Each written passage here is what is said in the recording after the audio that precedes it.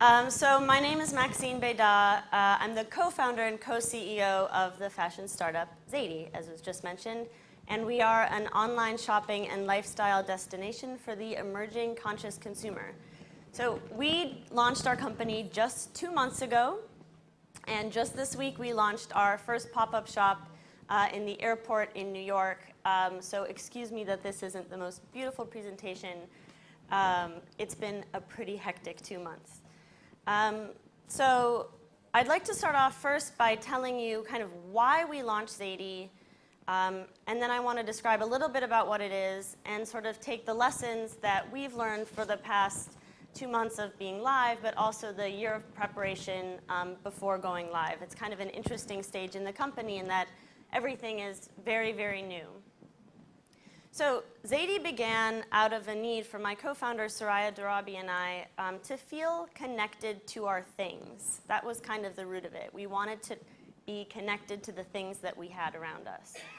So I came of age in an era of fast fashion. I think a lot of us came up of age in that same era. I remember excitedly visiting New York. I come originally from Minneapolis, Minnesota, and excitedly coming to New York to go see H&M. That was the big destination. It wasn't the Statue of Liberty, it wasn't the Empire State Building. I was excited to see H&M, this great fashion mecca that I had heard so much about. And then I interacted with Zara for the first time when I studied abroad in Madrid. And when I went into Zara, I thought I had found heaven. I could buy a neon pink mini skirt with plaid with a zipper for $20, and I just thought there was nothing better than this. But after decades of living this lifestyle, it's been about 15, 20 years since we've had these companies, I wound up with a closet full of stuff. And yet when I went into that small closet, being in New York, it is a small closet, I would walk in and I'd never find anything to wear. All the clothing that I had was ripped, it was worn, it was torn. Are we okay? I just want to hear this. Oh, thank you. It was ripped, torn, faded. In fact, what I learned later is that these fast fashion companies actually produce their clothing so that they don't last beyond 3 washes. They have a target goal in mind of how many washes a particular product should last, so that we are then forced to go back into the stores and sort of replenish. Basically what I learned from this is that I was being suckered into buying stuff, and I didn't like it. I felt that I wanted to build this connection, and at the same time that I was learning about the fast fashion ways, I would haul my clothes off regularly to the Salvation Army. That's our kind of nonprofit arm in the US. And I thought, okay, well, maybe this pink mini skirt that I bought for $20 last season won't be great for me because the zipper's broken and therefore useless, but maybe somebody in Africa, that woman, she's going to look great. But what I learned from that, actually, is that only a small fraction of the clothing that we give away actually ends up going into the hands of somebody else. In fact, each of us contributes 67 pounds every year to landfill of our used clothing. So it's kind of a myth when you're schlepping, you're hauling all of your clothes. It's a myth that it's going to somebody else. It's actually just ending up in the trash. Likewise, if you take aerial photos of some regions in China, you can actually tell the hit color of the season by the waterways. So maybe the season that I bought my pink skirt, a river in China was pink to reflect that. Meanwhile, as I was learning all of these things, I also discovered the human toll that this takes. Most recently, this past spring, the Rana Plaza building collapsed, which killed over 1,000 people. These people who are producing the clothing that we wear are working under slave-like conditions. And so my co-founder and I, after talking about these issues and passing back articles back and forth, had this sort of aha moment where we said, why is it that when we open our refrigerator, we know exactly where everything comes from? I want my coffee to be free trade, I want my orange to be organic, and that makes me feel good. So why don't I have that same experience when I open my closet? And it was that sort of aha moment that we decided, to drop what we were doing, in my case it was practicing law, and launch the company Zady to be the destination for the conscious consumer. So this is what you saw yesterday on our homepage. And what we're trying to do with Zady is not only sell product, but actually connect you to the makers behind the product. And so we're searching around the globe for the most beautifully produced items using really high quality raw materials with people who are treated fairly in the process, and have our audience and our community feel connected to those products. So you see here is a video, The Story of Denim, and we traveled from the cotton fields in the south of Texas to cone denim mills in North Carolina to the producer in South Carolina to really show the entire experience of how your jeans are made and let you feel connected to it.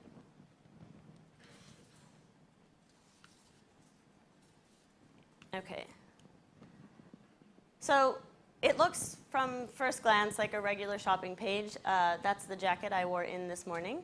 And it's from Pendleton, the Portland collection. And Pendleton is a company that has been in the US since the 1800s. And so you see here, it looks like regular shopping, boring e-commerce. But the real interesting part goes when you scroll down.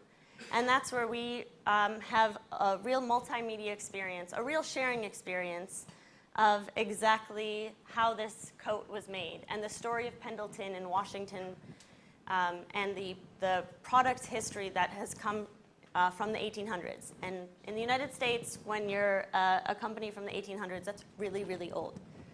It's all relative, right? We show really with multimedia, both images and video, exactly who are the producers, so that when you purchase a product, you're thinking about those producers, you're thinking about that story, and it feels something more special just because of it. And so because it feels more special, you feel better wearing it, and you're less likely to throw it away. So for each product, we have a map associated with it. So I continue with the toboggan striped jacket, and in this case, the materials were sourced from Washington, and it was actually made in Portland, Oregon. But it's really fun because you can actually explore the world through this map, and you can see exactly where the major production houses are around the world. And it was only when doing this project that I realized how important Portugal was in production of European manufacturing generally. So my interest and excitement over Portugal actually increased, and I really learned the history of Portugal through these stories, actually. So in addition to being an online destination for shopping, it was really important as we built out the brand to include not just things that you can buy, but articles that you can read. And that's sort of, in talking about the brands of the future, this is something that we're really passionate about, and we really see the successful brands of the future digging into more deeply. So this section, which is our features page, is more like a magazine. And this is the emails that we send out on a weekly basis are these feature articles. So this one happened to be about this insanely cool bamboo house in Bali, Indonesia. Now, it has nothing to do with buying clothing, but it has everything to do with the lifestyle that we are a part of and that we're supporting. And so if you're building a brand, and any of you out there, it's really about building this whole authentic experience. It's not about just pushing product all the time or talking about the next great sale. It's really getting people engaged in your world. And for us, a bamboo house in Indonesia is just as important as the jacket we're selling from Washington. Then the next kind of big element in terms of building up the brand of Zady and doing that really fast is engaging with social media. And it's not, I mean, kind of the first version of social media was that you had to have a point person, right? You'd like hire somebody out, they would be a social media coordinator, and that was their job. But what we've really found is that social media and the community that you're building out of the brand is sort of integral to building the brand. And it's not that you kind of push your announcements on social media and that's how you attract attention, but it's really a back and forth. You're engaging with people. You're asking them questions. So for example, we asked our community kind of what products did they want to see? And we found really strange answers, like, well, I really learned that our community liked their children and their dogs. I'm not a dog person myself, but as a result of that, we purchased dog items and we researched and looked into that. And so that person who identified, or those people who identified that they wanted dog products, actually became so much more engaged because they saw we were listening to them. And that's really the importance about building a brand, is that you want your community to feel like they're building the brand with you. And that's a huge shift from the brands of prior, of yesteryear, where it was, big splash media campaigns that was telling you what's sexy and what's cool. Now we're seeing it's the community themselves that are kind of trickling up the message of what they want to see. And while we think we're doing a good job of it, this just came out yesterday in Mashable. Mashable also thinks we're doing a good job. 5 businesses that rock content marketing, and we were #1, so that was very exciting.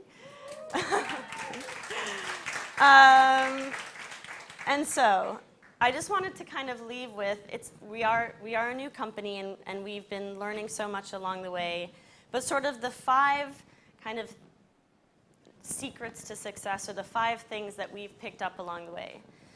And the #1 thing that I've learned is you have to be 110% committed to the fundamentals. And this is really, across the board in any startup. There are so many people who are going to, especially in the earliest days when it's just an idea in your head and you're trying to verbally describe it, will not understand what you're saying, or they won't believe in it, or they'll say, what, a conscious consumer? That makes no sense. Like, everybody I know shops at H&M, and that's totally fine. This is total BS, basically. And you have to be able to really be committed to what it is that you stand for. So on our side, we were 100% convinced that a new consumer was emerging that wanted to purchase stylish products that they could feel good about. That was the thing that we always went back to.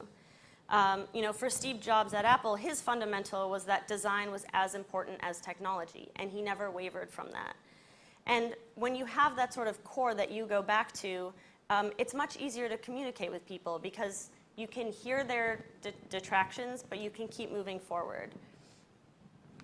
#2, on the other hand, you have to be 110% committed to being flexible on everything else. So, I give another example for that. We initially thought we would be a drop ship company. So what that means in the retail world is that we would just facilitate the transactions, and then the brand, our brand partner on the other end, would do all of the fulfillment. That was kind of, we thought it was low risk, it was going to be great. We were going to get a portion of the proceeds from each transaction, and everything would be wonderful. Until we spoke to the brands, and they did not want to do that at all. They were so not interested.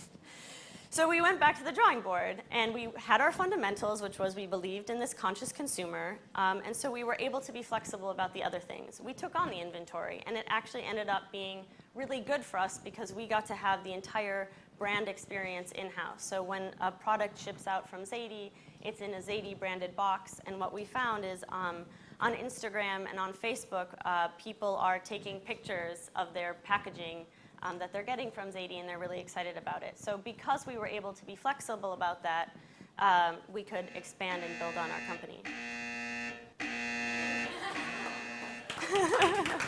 Hello, yes. We got you too.